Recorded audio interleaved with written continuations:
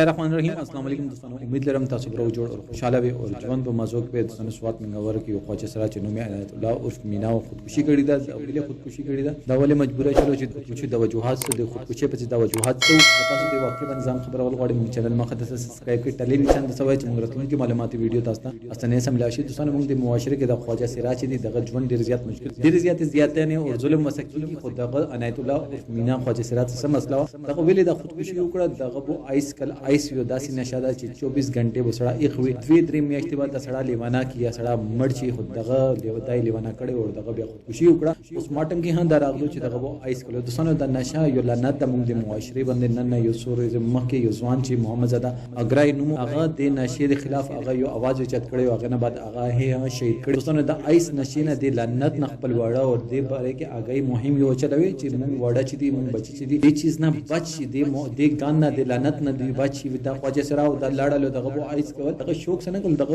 دابو بیچاره اړولې دغه اختتام چې وشو هغه په داسې خبره باندې وشو چې هغه نو